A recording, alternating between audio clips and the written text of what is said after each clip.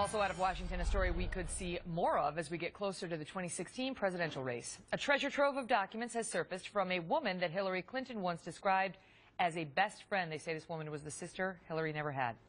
The documents range from diary entries to strategy memos to a letter that appears to be from President Bill Clinton.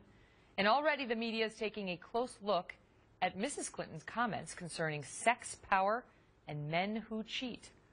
David Bossie is president of Citizens United and the former chief investigator for the House Oversight Committee during the Clinton administration. And Dr. Keith Ablow is a psychiatrist, a best-selling author, and a Fox News contributor.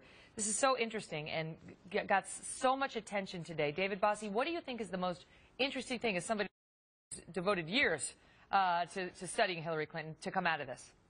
Well, you know, this was my case. Diane Blair, Jim Blair came That's to the woman, Diane Blair, who died. Diane Blair, the woman, yes, these are her papers. And Diane Blair, as you just stated, was very close to Hillary Clinton. And these documents that came out today are her notes from telephone conversations over years taken during the Clinton administration. And in those documents, we find that there was conversations between Hillary Clinton and Jim Blair, her husband, who is also now deceased.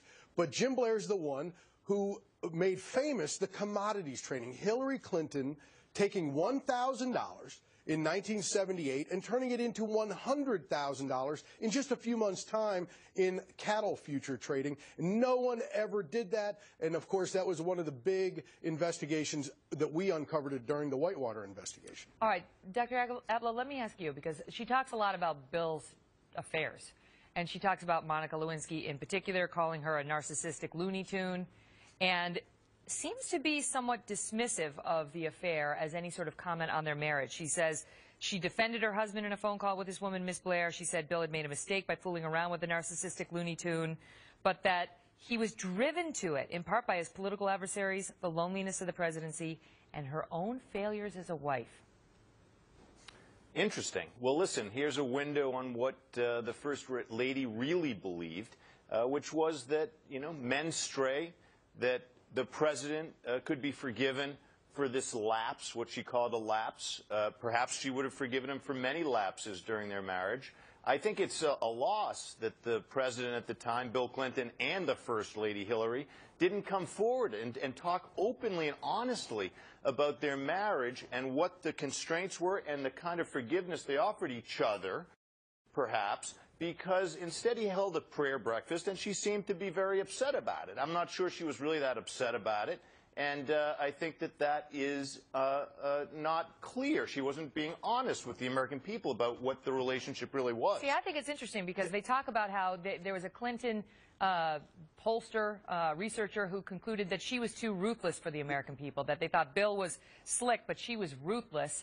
And I think when you read further about how she felt about his affair, a lot of women will feel empathy toward her, won't see her as ruthless at all, David, because they say that she says she didn't realize the toll the pressures of the office were taking on him. She thinks she was not smart enough, not sensitive enough, not free enough of her own concerns and struggles to realize the price her husband, was paying. Well, look, he was governor of Arkansas for a very long time, many, many years, and these affairs were going on all of those years in Little Rock and then here in Washington, D.C. That's what these papers show. She would talk to Diane Blair about the Jennifer Flowers and how they were going to destroy Jennifer Flowers and make her into a liar and possible criminal, when, of course, they already knew it was true. They didn't care what they had to do to the women who were courageous enough to stand up. In these papers, it shows what kind of ruthless political operative Hillary Clinton is. She also is quoted at a dinner as talking about how single-payer health care is necessary, Dr. Ablow. She says she thinks single-payer is the only way, that managed competition is a crock, that we should just be adding on to Medicare. And this is very controversial in this country. And that is at odds with other public statements she's made, Dr. Ablow, in which she said she never supported single-payer. You know, what is it? A lot of politicians mislead about their long-held positions. Well, but I think here you go inside the mind of Hillary Clinton, and it's not that she and her husband deceive one another necessarily. They seem to have an understanding. It's that she feels free to deceive the American people, as did he. I don't think they were honest about just how upset they were about an affair in their marriage, which is, I don't think, very upset. Who would be? What first couple would be sharing their deep dark? I think they should have come forward and said, look, we forgive certain things. This is a tough job. We have our marriage as a private thing. Instead, he's holding a prayer breakfast. She's looking very upset. And these deceits go right down the gambit. She couldn't come out and call Monica Lewinsky a narcissistic Looney Tune. People would have considered that blaming the victim. No, because that's another thing she comments on here, saying this was Hillary believed that this was a mutually consensual relationship and that there was no victimization going on. David? Well, he could have said that the presidency is a lonely office. Sometimes marriage is a lonely thing. Can you imagine what we would have done to him if he did that? I found some comfort with a woman in my office. That's what he should have said, because it was the truth. If he came out and said the presidency is lonely, we would have killed him. I mean, the press No, I think would we have would. killed I think him. a lot of people would have swooned.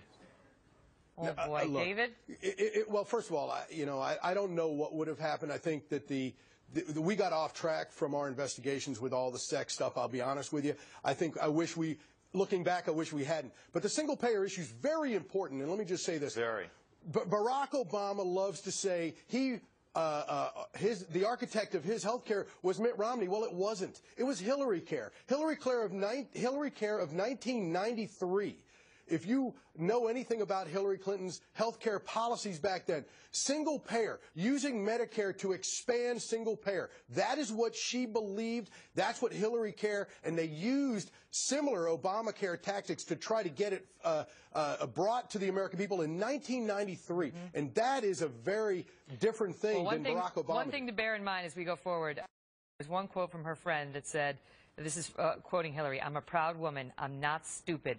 She said, she finishes up by saying, "But I'm used to winning, and I intend to win on my own terms." We shall see. Gentlemen, thank you.